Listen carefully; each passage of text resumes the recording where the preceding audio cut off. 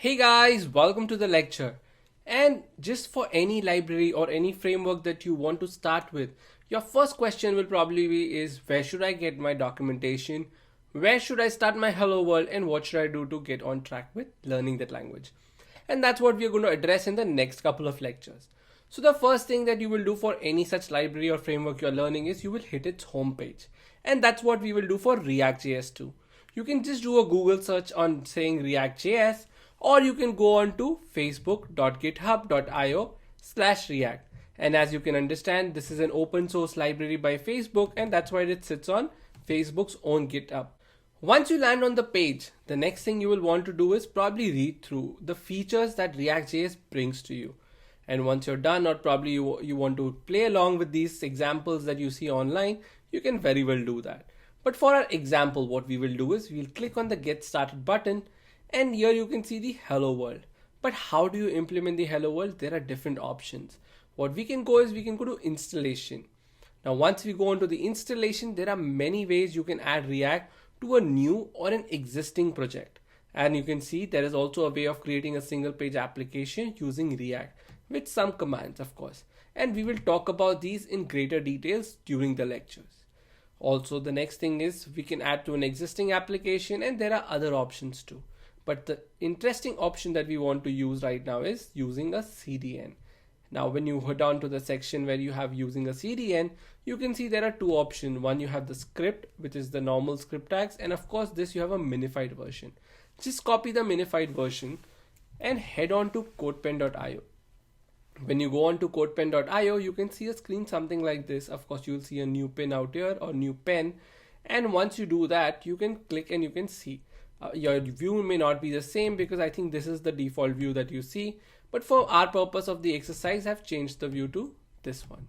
Now that being said, you can also change the settings where you can decide the pre-compiler you want or the pre-composer.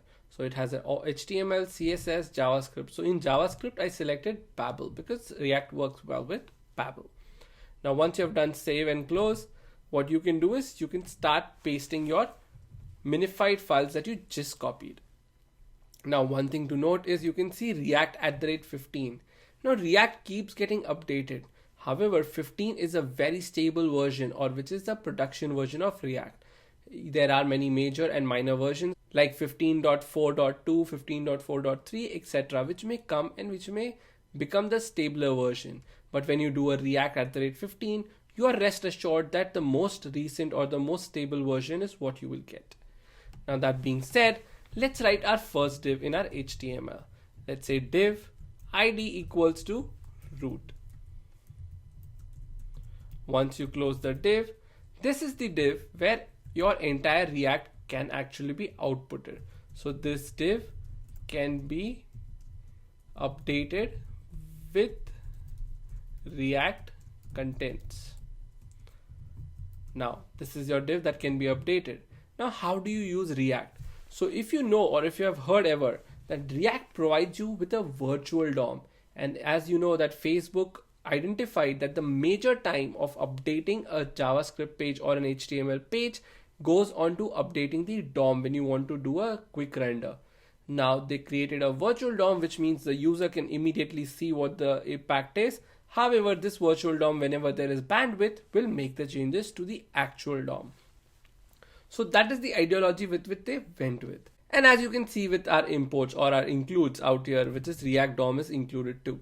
So we can use that React DOM very easily. What we can do is we can use the React DOM and we can use many of the API methods, and the one that we are going to use, it's called render.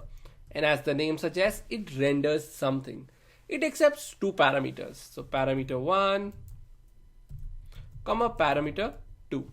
Now what is parameter 1? Well, parameter 1 is nothing but the HTML that you need to output. It could be one line of HTML or it could be your entire website, which is the whole of your HTML page. It depends on what and why you want that.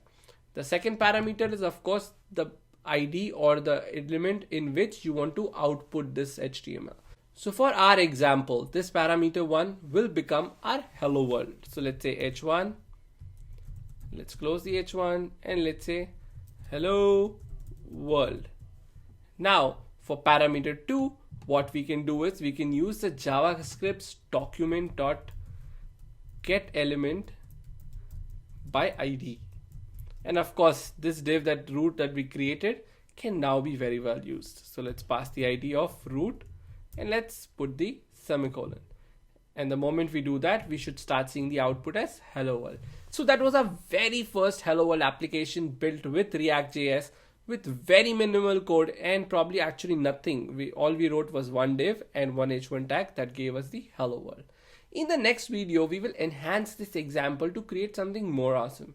And I'll see you in the next class.